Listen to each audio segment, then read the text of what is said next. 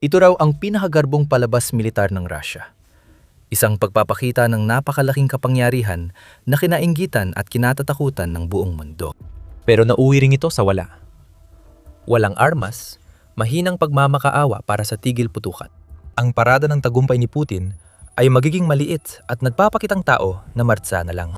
Nakakahiya para sa leader na nagpapakitang malakas na tatakot na paulanan ng apoy ng Ukraine ang kanyang parada. Si Putin mismo ang nagpahalata. Natatalo ang Russia sa digmaan sa Ukraine at nagkaroon tayo ng malinaw na palatandaan na ganun din ang tingin ni Putin based sa pahayag ng Moscow noong Abril 29. Pinili ni Putin ang petsang yon para ipahayag ng isa sa kanyang mga aide, si Yuri Ushakov, na magkakaroon ng tigil putukan sa Mayosham. Bakit may tigil putukan? Gusto ng Russia idaos ang taon ng Victory Day Parade nila. Ang pagunita sa tagumpay ng Russia laban sa mga Nazi noong ikalawang digmaang pandigdig ay naging nakakatakot na pagpapakitang lakas ni Putin nitong mga taon. Gusto ng leader ng Russia ng tigil putukan para maprotektahan ang maliit niyang okasyon at ipagpatuloy ang pagpapanggap. Dumaan pa siya kay Pangulong Donald Trump ng US para subukang mangyari ito. Ibinunyag ng Pravda na kinausap ni Putin si Trump sa isang tawag sa telepono na tumagal ng 1.5 oras kung saan nagreklamo ang presidente ng Russia tungkol sa mga pag-atake ng Ukraine sa teritoryo ng Russia. Sinabi ni Putin na gusto niya ng tigil putukan para sa kanyang parada upang ipaniwala sa US na naghahanap siya ng pagtigil ng labanan dahil nais niyang tapusin ang digmaan. Ngunit hindi yon ang totoong layunin niya. Natatakot siya sa Ukraine.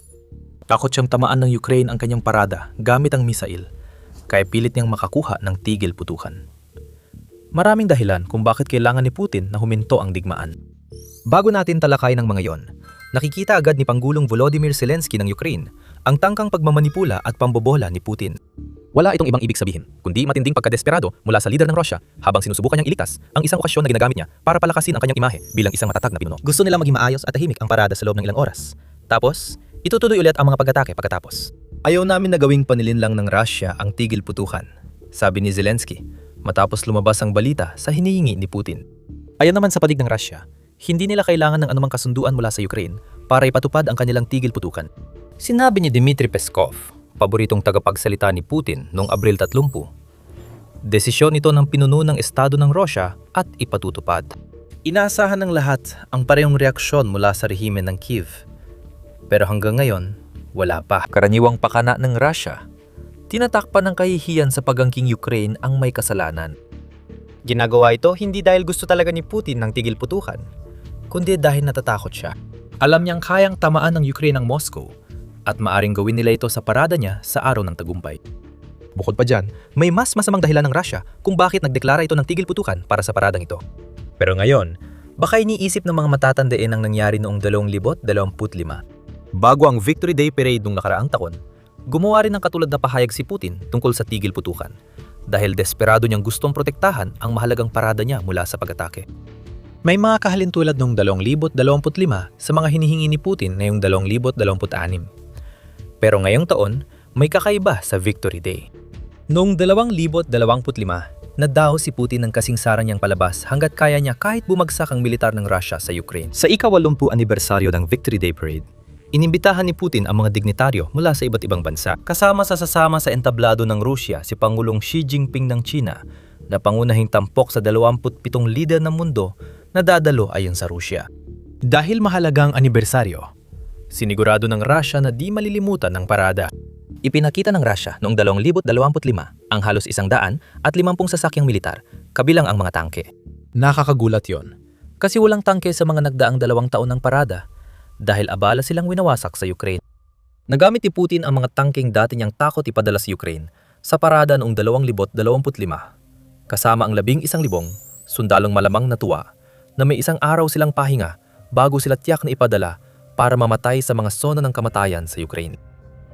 Hindi man pinakakahanga-hanga ang Victory Day 2025 bilang pagpapakita ng lakas militar ng Russia, ang presensya ng mga lider ng mundo, mga sundalo at ilang kagamitang militar ay nagbigay pa rin ng ilusyon ng lakas at impluwensya ng Russia sa mundo. Pagdating natin sa parada noong 2026, nagbago na ang lahat. Patuloy na namamanhik ng tigil putukan si Putin tulad ng noong 2025. Ngunit na yon, wala na siyang mga dignitaryong maaring magsilbing panangga sa pag-atake ng Ukraine. Naroon sina Xi at ang kanyang mga kasamahan sa Russia noong Victory Day 2025. Dahil alam ni Putin na hindi susugal ang Ukraine sa pag-atake na posibleng magdulot ng alitan sa ibang bansa. Sa 2026 lamang, wala nang mga pangunahing lider ng mundo roon. Mag-isa na si Putin. At mas lalong humirap ang sitwasyon para sa presidente ng Russia dahil ang iminungkahi niyang tigil putukan ay hindi nagpoprotekta ng malaking parada tulad ng noong 2025. Wala itong halos pinoprotektahan. Halos wala nang may papakita ang Russia para sa araw ng tagumpay 2026. Ayon sa Reuters, walang sandata ng Russia sa kalsada noong araw ng tagumpay 2026. Hindi natin makikita ang mga tangke at mga armored car na dumadaan sa mga kalsada ng Moscow. Wala rin mga unit ng artilyerya o mga sistema ng depensa sa himpapawid na ipagmamalaki. Hindi rin nakita ang mga intercontinental ballistic missile na ipinakita ng Russia noon. Ayon sa national interest, hindi rin mapapadala ang Russia ng mga kadet mula sa kanilang mga paaralang militar o katulad ng mga institusyon para magmatsa sa parada. Hindi pa malinaw kung ilang aktuan na sundalong Ruso ang sasali. Ang sigurado lang, may ilang Russian fighter jets na magfa-fly over. Inasahan itong pagpapakita ng lakas ng Russia. Ngunit hindi magpapakita si Putin ng anumang gawa ng Russia. Walang ibang tingin dito. Isang malaking kahihiyan ito para kay Putin. Una, kinailangan niya magmakaawa para sa tigil putukan. Umabot pa siya sa pakikipag-usap kay Trump sa desperadong pagtatangkang kumbinsihin ng US na pilitin ng Ukraine na huwag atakihin ang kanyang kaawa-awang parada. Pakalawa, isipin kung ano ang tunay na ibig sabihin ng Victory Day Parade sa Russia. Ito ang pinakamahalagang kaganapan sa kalendaryo ng militar ng Russia. Ipinagdiriwang ang panahon ng lumaban at nangaigang Russia laban sa isang matinding salot. Oo, matagal nang binabago ni Putin ang parada para sa sarili niya.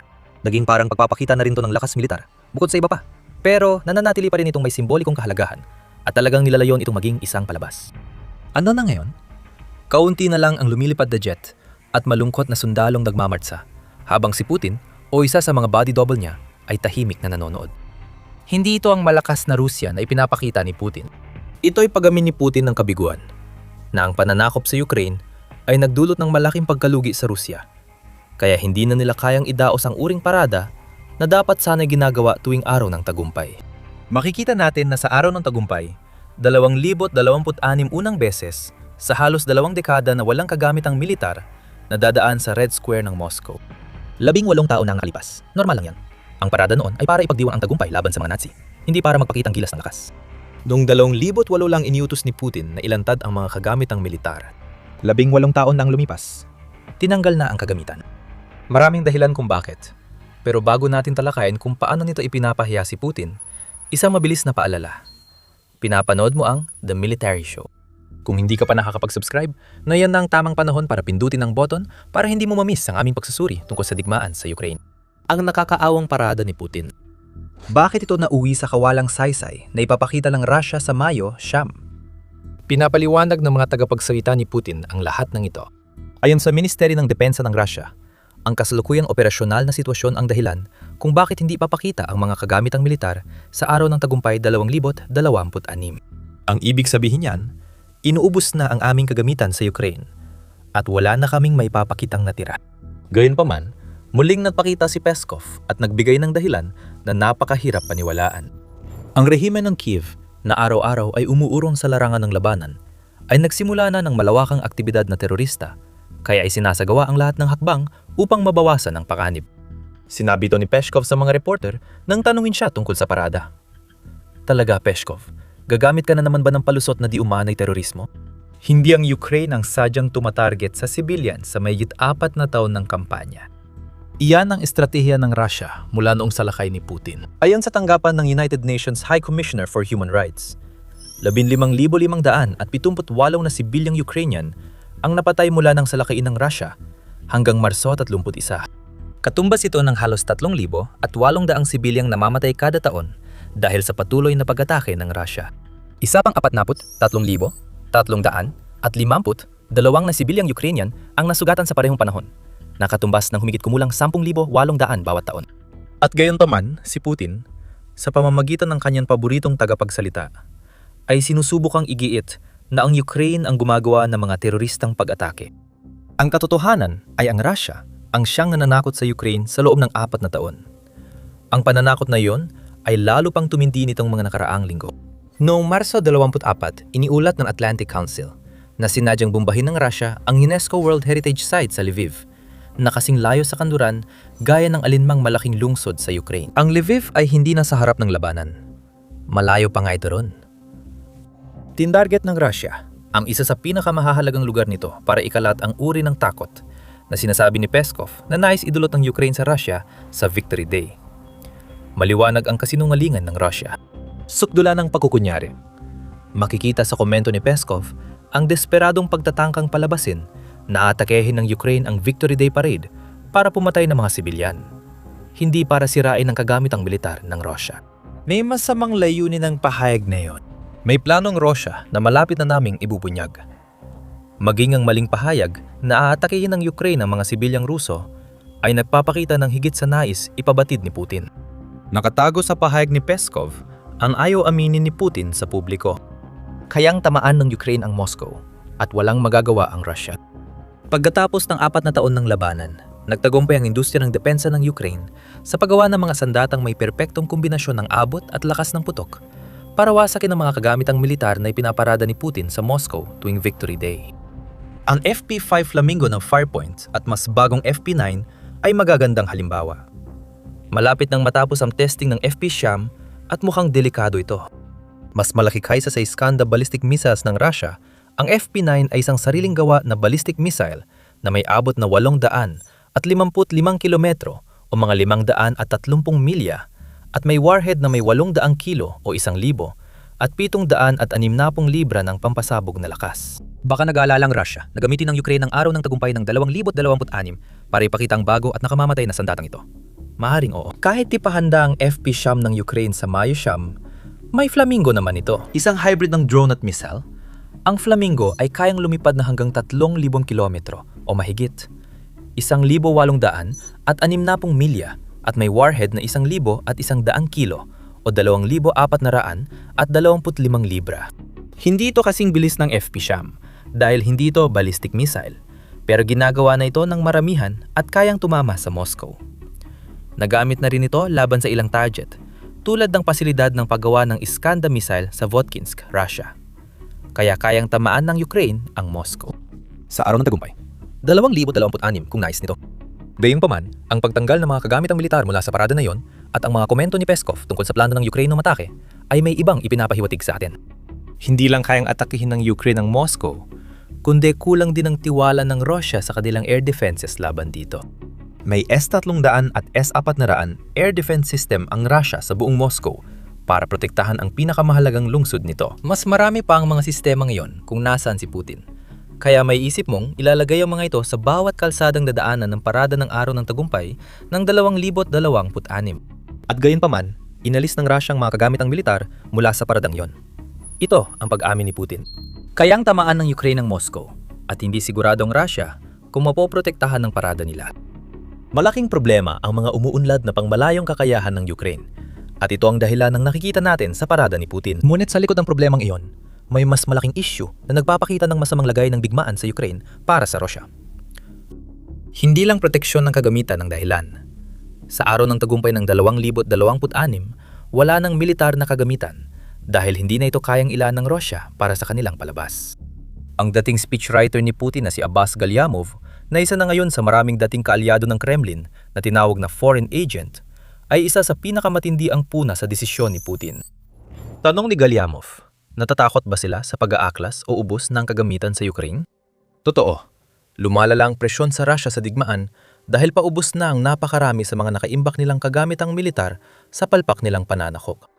Ayon sa Ukraine, nawala na ang Russia ng halos 12,000 tangke, 24,000 armored vehicles, mahigit 41,000 artillery systems, at libu-libong kagamitan tulad ng missile, air defense, barko at eroplano. Sabi ng Ukraine, ang halaga ng nawalang kagamitan ay humigit kumulang 100 at 42.3 bilyong dolyar. Kailangan palitan ng mga gamit na ito. Hindi makakapagmarcha sa Moscow ang mga tangke at missile sa Mayasham dahil ipinapadala ang mga ito sa Ukraine.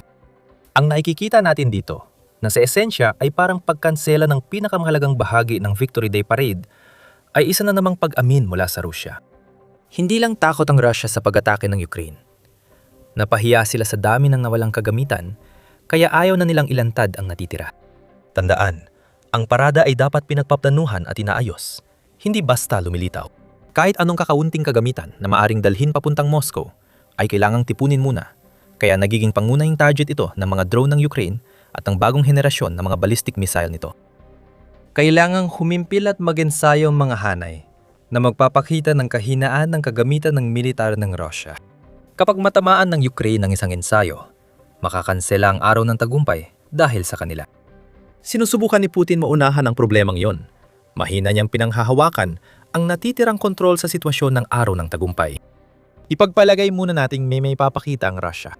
Maaaring di pa rin sila magpadala ng kagamitan sa kalsada ng Moscow dahil magarbong palabas lang ang parada ng araw ng tagumpay sa ilalim ni Putin. Ang parada ay naging buong araw na selebrasyon para kay Putin at sa kanyang kapangyarihan at magastos ang mga ganitong palabas. Hindi naman talaga maganda ang kalagayan ng Russia pagdating sa pananalapi.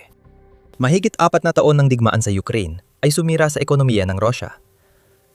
Bumaba ng 0.3% ang GDP ng bansa sa unang quarter ng 2026 kumpara nung nakaraang taon, matapos ang pagbagal na naranasan na noong 2025. Bumababa ang produksyon ng industriya dahil sa military-first na pulisiya ni Putin na nagpapahina sa mga industriyang di konektado sa digmaan. Tumataas ang presyo ng pagkain at nahaharap ang mga Ruso sa krisis sa gastos sa pamumuhay dahil sa gastos ng Russia sa pagsalakay sa Ukraine. Hindi kayang tustusan ni Putin ang isang marangyang parada ngayon, sa literal man o matalinghagang diwa. Kung gagastos siya sa araw ng tagumpay, magtatanong ang iba kung bakit di nila mabili ang mga pangunahing kailangan. Ang pagmamakaawa para sa tigil putukan ay di mapipigil ang paparating na kahihiyan. Kahit matuloy ng walang aberya ang parada ng tagumpay, magiging isang malungkot at hungkag na palabas ito kumpara sa mga ipinamalas na ni Putin noon. Dito, maaaring pumasok ang mas masamang salik na ikagugulat ng lahat. Mukhang umaasa ang Rusya sa di katanggap-tanggap na bagay, gaya ng sinabi ni Peskov tungkol sa umano'y pananakot ng Ukraine sa Rusya. Isipin mo ito. Walang kagamit ang militar sa Moscow noong Mayo 9, pero libu-libong sibilyan ang pumila sa kalsada para palakihin ang ego ni Putin kahit hindi niya magawang magparada na magpaparamdam ng lakas sa kanyang mga tao. Alam ng Rusya na magkakaroon ito ng tao kahit mahina at baka umaasa lang na umatake ang Ukraine na posibleng pumatay ng sibilyan sa araw ng tagumpay. Posibleng maglagay ng bitag ang Rusya para sa Ukraine. Umaasang magpapakawala ito ng misil o drone sa Moscow sa Mayo 9. Kung mangyari yon at may masugatang mga sibilyan, magagamit ni Putin ang di umano'y ebidensya para sabihing ang Ukraine ang bansang agresor. Gagamitin niya ang insidenteng ito bilang panggigipit para pilitin ng Ukraine na sumunod sa gusto ng Rusya sa negosasyon ng kapayapaan.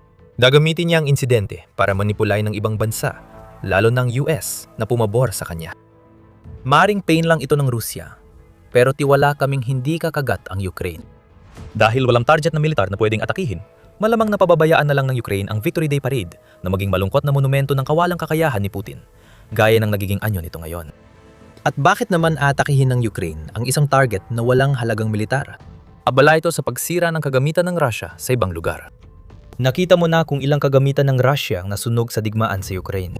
Kamakailang, sinabi ng pangkalahatang, tanggapan ng sandatahang lakas ng Ukraine na wasak nila ang 1,300 ground robotic systems ng Russia hanggang unang bahagi ng Mayo.